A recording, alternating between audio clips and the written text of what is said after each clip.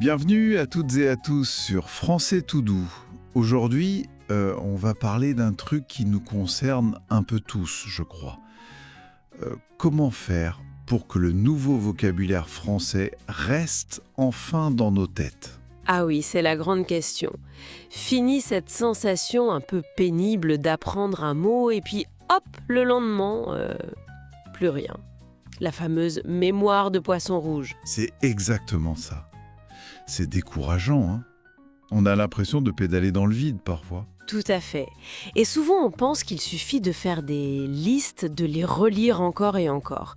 Le fameux bourrage de crâne. Mais bon, soyons honnêtes, ça marche pas vraiment sur la durée.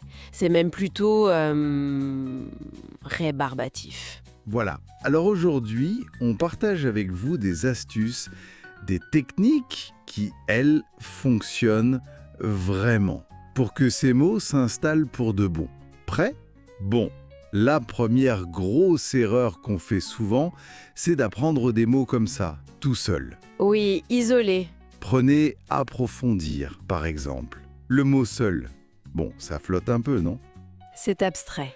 Exactement. Un mot a besoin d'un entourage, quoi. De contexte, pour vraiment vivre. Et ça, c'est notre première clé.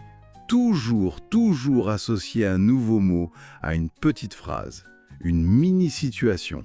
Une phrase maison en quelque sorte. C'est ça. Par exemple, imaginons un manager qui parle à son employé. Allez, on joue la scène vite fait. Ah oui, j'aime bien. Vas-y. Bonjour. J'ai regardé votre rapport, c'est pas mal, mais est-ce que vous pourriez approfondir ce point pour la réunion ? Pas mal. Et là, tout de suite, on comprend mieux. Approfondir, ça veut dire aller plus loin, détailler. C'est beaucoup plus clair. Mais oui, le cerveau, il adore les petites histoires. Ça crée des liens, des images. Donc, règle numéro 1, jamais de mots orphelins, toujours dans une phrase. C'est noté.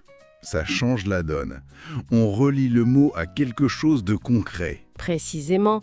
Et ça nous amène direct au deuxième piège courant, le fameux bourrage de crâne. Ah oui, apprendre genre 50 mots la veille d'un test. On l'a peut-être tous fait, hein, mais une semaine après, franchement, il reste quoi ? Souvent, pas grand-chose. Le cerveau, il sature, il peut pas tout absorber d'un coup comme ça. C'est clair.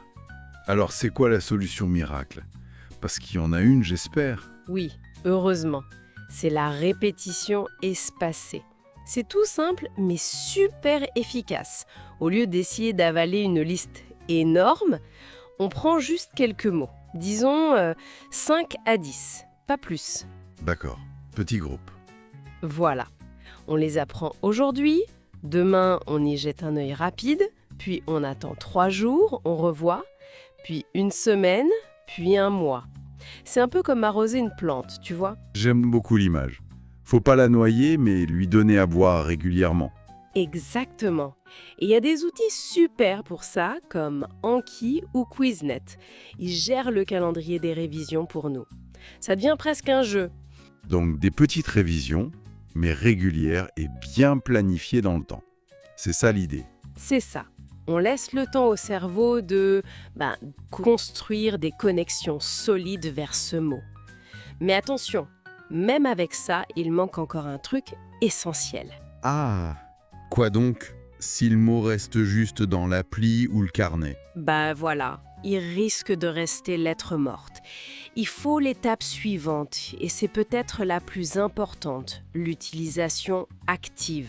Il faut le faire vivre ce mot. Exactement. Il faut oser l'utiliser, parler, écrire. Même si on est tout seul au début. Tiens, prends ton téléphone, tu apprends le mot lisse.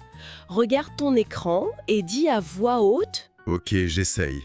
Tiens, l'écran de mon téléphone est lisse et brillant. Parfait.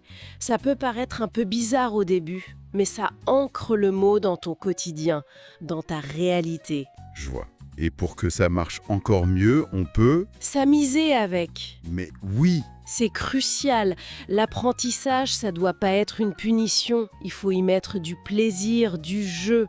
Pourquoi pas des mini-jeux de rôle? ah oui, Imagine, t'es à la boulangerie et pour utiliser le mot rocambolesque que tu viens d'apprendre, tu inventes une histoire complètement folle au boulanger. le pauvre boulanger, il va se demander ce qui lui arrive.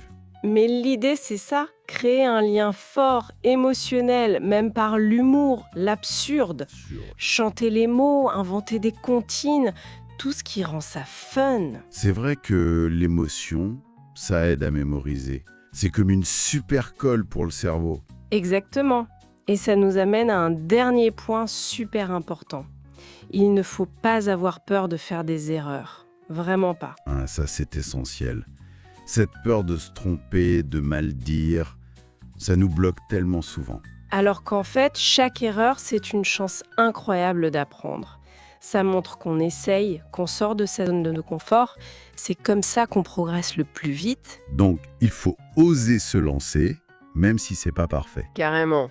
L'utilisation active, ça veut dire qu'au début, oui, on va faire des erreurs. C'est normal, c'est même bien. C'est le signe qu'on apprend. Ok, alors si on résume nos super clés pour une mémoire d'éléphant. 1. Mettre les mots en contexte, dans des phrases. Oui, des phrases simples. 2. La répétition espacée, comme pour notre petite plante. Voilà, régulièrement. 3. Utiliser activement les mots. Parler, jouer, chanter, bref, s'amuser avec. Très important ça. Et 4. Accepter les erreurs et même les voir comme des amis qui nous aident. C'est tout à fait ça. Chaque nouveau mot qu'on apprend et surtout qu'on utilise, c'est comme une petite clé. Ça ouvre une porte sur la langue, sur la culture française. Ça rend l'apprentissage vivant, personnel. C'est une belle image. Alors, le message, c'est lancez-vous, testez ces techniques. Grandir et surtout, il va rester. On espère vraiment que ces pistes vont vous aider. N'hésitez pas à approfondir votre pratique avec ces quelques idées. Merci de nous avoir suivis sur Français tout doux. On vous dit à très bientôt pour d'autres découvertes linguistiques. Au revoir.